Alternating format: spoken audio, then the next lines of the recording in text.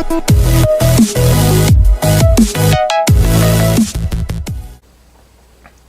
guys, it's Not Lammers of Invoked 101, and today I am doing a deck profile that I wanted to get out a while ago, but just didn't have the cards to finish, and, you know, with some other stuff coming up, and the Salamangreat deck coming out, which I would like to get, and I actually did end up getting one of the structure deck so far. I need to get a couple more for that deck to finish it, but so I am working on that. That deck is just impossible to find around here. But in the meantime, I did put together my Altergeists and just to finish them for you guys. So this is the deck profile. Anyways, before I start, there is a Patreon down in the description below that gives you ways to interact with us and also gives you exclusive access to parts of the Discord. But there's also our open general chat for the Discord, so you can go check that out as well.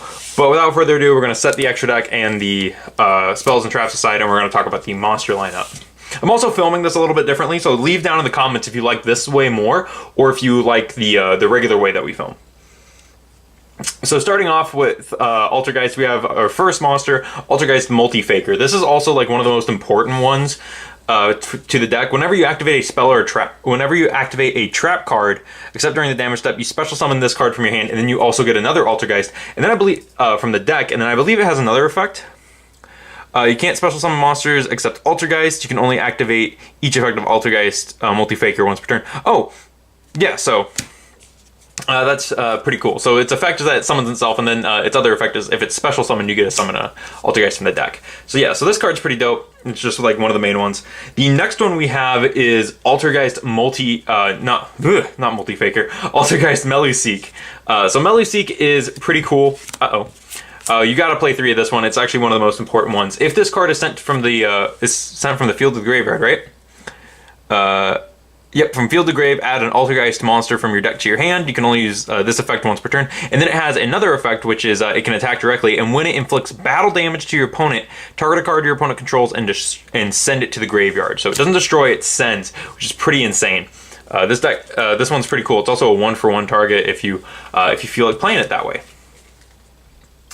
Here is the other one. This is another really important one. This is Altergeist Marionetter. A lot of M's. So Marionetter, when this card is normal summoned, you can set an Altergeist trap directly from your deck, and then it has another effect of you can target one Altergeist card you control and an Altergeist monster in your graveyard. Send that card on the field to the graveyard, and if you do special summon that other monster from the graveyard, you can only use this effect of Marionetter once per turn. So pretty cool, just being able to set stuff directly from the deck. Next up, we have the other 2 Altergeist. We have 2 of the bird. So this is Silquitus, and this one lets you target one other Altergeist card you control and a card your opponent controls and return them to the hand. So that's pretty annoying. And then you can target an Altergeist trap in your graveyard, add that card to your hand if this card leaves the field. And then lastly, we have Altergeist Konkiri, also known as Altergeist Horse. And so this one is when an opponent's monster declares an attack, you can, if you control an Altergeist card, you can special summon this card from your hand, and then you get to target a card your opponent controls and negate its effects. I also think it drops the monster to 0, doesn't it? Target a face-up card.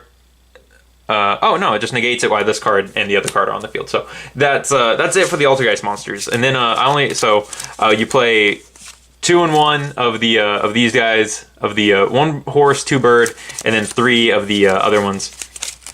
And then for the hand traps, I only really play 2, and that's just 2 Phantasme, 2 Fantastical Dragon Phantasme, just because you could also play Ash. You could play 3 Ash if you wanted to. I thought about putting Ash in here, but I just kind of grabbed what was in there. You could also play Cherries. This is a pretty good deck for Cherries, as it doesn't really need its extra deck. But yeah.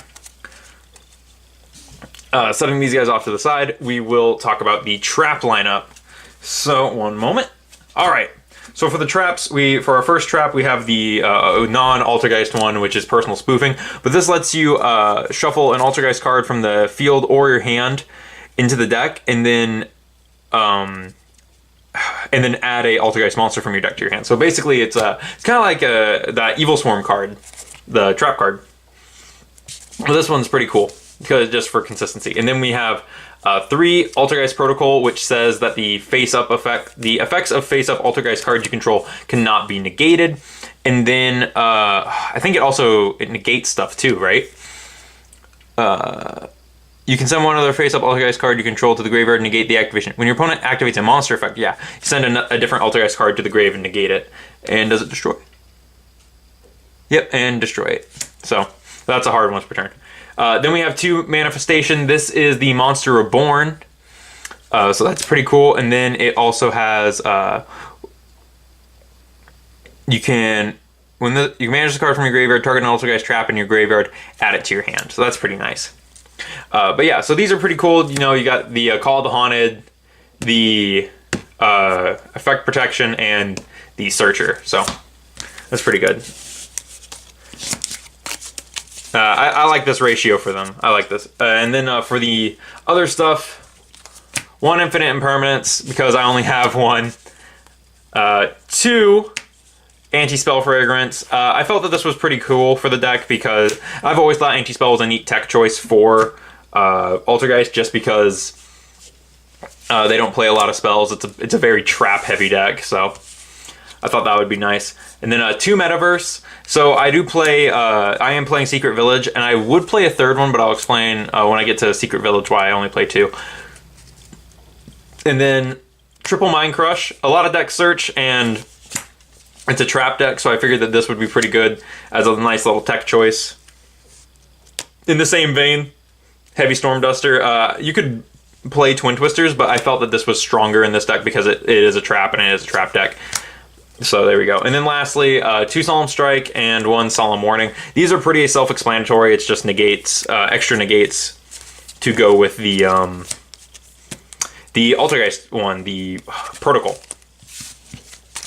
And then for these spells, because these spells are not very important, I play 2 Secret Village of the Spellcaster. So I was going to play 3, but I couldn't get my hands on a 3rd one. I don't like the proxy. So I only ended up playing 2. I could play a 3rd Metaverse in the deck just to get these out faster, but I felt 2 Metaverse was just fine, especially since I'm only playing the 2.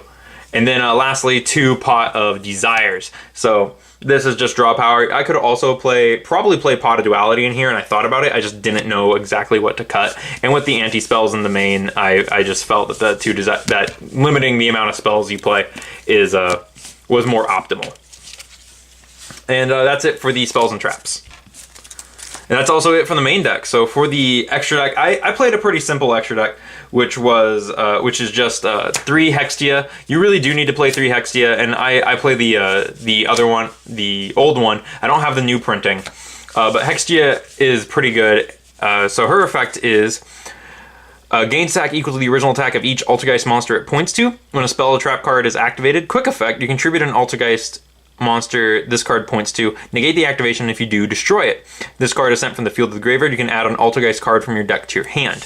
So that's pretty dope, and it starts with 15. It can get pretty big, especially when you go like Hextia into Hextia right there. You could easily double Hextia and have like you're gonna game your opponent pretty quickly. And then alongside Hextia, I play 1 Prima Banshee, and Prima Banshee is their Link 3, and its effect is during the main phase, quick effect, you contribute 1 other Altergeist monster, special summon 1 Altergeist from your deck to your zone this card points to. If this card is sent from field to grave, you can target an Altergeist card in your graveyard, add it to your hand. So this one starts with this one's locked at 21, which is pretty okay, but Hextia can get huge, especially like if you do like Hextia Prima, then Hextia will gain the 21, which is pretty crazy. And then for non-Altergeist extra deck, I do play Link Kribo. You should probably play more Link Kribo. I would be playing at least 2 in Altergeist just because you can instantly get a search off with Meluseek with Link Kribo because it fulfills the requirement. So that's pretty dope. And then also using Meluseek on field, like you can recycle your searches with Link Kribo. Or get more searches by using Link Kribo's recycle effect. Then I also play Saryuja Skuldred in here because you could also play Borreload or Borrelsword, because I've seen boards for Altergeist that get pretty big pretty quickly, like in 3 turns, which Altergeist are a pretty grindy deck, so they can get there. and then they just have like a bunch of these monsters that they can't really do anything with. So adding in like Boral Sword, Boral Guard, or, you know, that's why Saryuja's in here, just to clear out the field and make more space, is pretty helpful. But that's it for my Altergeist deck. It's pretty, like I said, it's pretty simple, and it's kind of, it's not the greatest, I will admit, because I'm not a big fan of Altergeist. I'm actually probably gonna end up selling this deck, so I'm talking to some people about that in this. But yeah, Altergeist is one of those decks that really is kind of niche, and I don't have the Pot of Extravagances for it, which really does, which kind of sucks, but it's all right because I'm not a super big fan of this deck. But but that's all right. Anyways, tell me what you guys think about this deck in the comments below. Of course, while you're down there, the description does have a link to our Patreon, and if you are interested in joining the Discord, there is a link to it in our community tab on the channel. And I will see you guys in the next video.